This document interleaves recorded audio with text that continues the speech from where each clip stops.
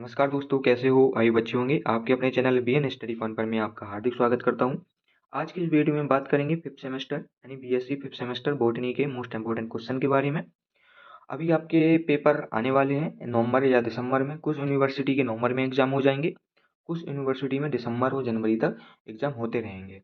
यानी अब जो फर्स्ट सेमेस्टर, थर्ड सेमेस्टर और फिफ्थ सेमेस्टर में जो स्टूडेंट हैं उनके पेपर बहुत ही नज़दीक आ गए हैं, तो एग्ज़ाम की तैयारी करने लग जाइएगा। तो चलिए करते हैं वीडियो को स्टार्ट। और आज की इस वीडियो में हम बताएंगे कि फिफ्थ सेमेस्टर के स्टूडेंट के लिए मोस्ट इंपॉर्टेंट क्वेश्चन बॉटनी में क्या हो सकते हैं। तो चलिए करते हैं वीडियो को स्टार्ट। तो most important question fifth semester botany. पहला क्वेश्चन है explain the mechanism of photosynthesis in higher plant. यानी आपको एक्सप्लेन करना है प्रकाश संश्लेषण क्या है और इसके महत्व क्या है और इसके चरण कितने प्रकार के होते हैं, मुख्य चरण कौन कौन से होते हैं, ठीक है, उसके बारे में आपको लिखना है। दूसरा मोस्ट इंपॉर्टेंट क्वेश्चन है describe the light and dark reaction of photosynthesis. जो अभी मैंने आपको बताया है कि फोटोसिंथेसिस कितने प्रकार के होते हैं, दो प्रकार के होते हैं, जो लाइट रिएक्शन और डार्क रिएक्शन।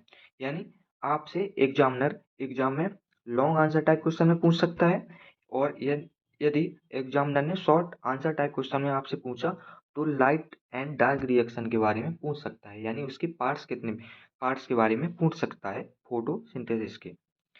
ठीक है, तो बहुत ही मोस्ट इंपॉर्टेंट क्वेश्चन है, तो टिक लगा लीजिएगा। और तीसरा है हिल रिएक्शन। हिल रिएक्शन के बारे में संक्षिप्त टिप्पणी लिखिए, ये भी बहुत मोस्ट इंपॉर्टेंट क्वेश्चन है। और चौथा मोस्ट इंपॉर्टेंट क्वेश्चन है what is photorespiration, how does its differ from normal respiration. यानी इसका मतलब क्या है, प्रकाश श्वसन क्या है, how does its differ from normal respiration, यानी सामान्य श्वसन से यह कैसे भिन्न है, इसके बारे में आप टिप्पणी लिखिए। तो ये क्वेश्चन आपसे पूछ सकता है एग्जाम में। पांचवा मोस्ट इंपॉर्टेंट क्वेश्चन है explain glycolysis and Krebs cycle. बहुत ही मोस्ट इंपॉर्टेंट क्वेश्चन है क्रेब साइकिल। ठीक है, और छठवां मोस्ट इंपॉर्टेंट क्वेश्चन है व्हाट इज ऑक्सीडेटिव फोस्फोराइलेशन। ठीक है, सेवन मोस्ट इंपॉर्टेंट क्वेश्चन है nitrogen fixation mechanism and significance. यानी इसका मतलब नाइट्रोजन फिक्सेशन के महत्व के बारे में, मैकेनिज्म के बारे में लिखिए। ठीक है, और आठवां क्वेश्चन है शॉर्ट नोट्स से आपसे पूछ सकता है respiratory quotient and electron transport chain क्या है। यानी आपसे शॉर्ट नोट्स में पूछ सकता है रेस्पिरेटरी सिस्टम क्या है और इलेक्ट्रॉन ट्रांसपोर्ट चेन क्या है।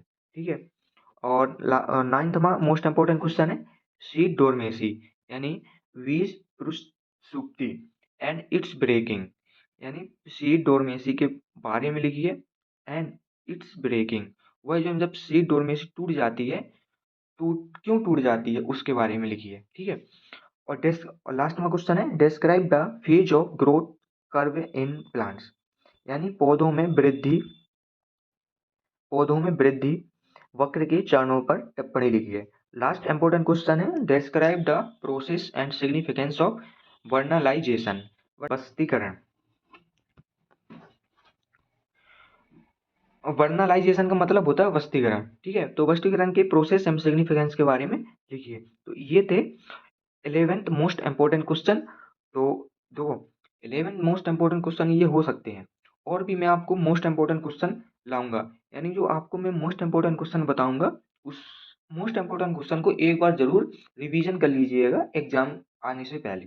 ठीक है, तो ये थे इतने अभी मोस्ट इंपॉर्टेंट क्वेश्चन, तो अभी इतना ही रिवीजन कीजिए और मोस्ट इंपॉर्टेंट क्वेश्चन मैं आपको ढूंढ कर लाऊंगा।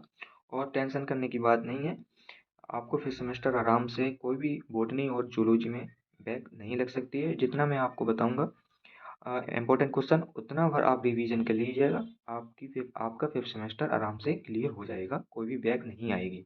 ठीक है, बशर्ते आपको रिवीजन करना पड़ेगा। ठीक है, और अब यदि आपको इसके नोट्स चाहिए तो आप हमारे टेलीग्राम चैनल पर जुड़ सकते हैं, जिसकी लिंक मैंने इस वीडियो को डिस्क्रिप्शन में डाल दी है। तो चलिए करते हैं वीडियो को and thank you so much.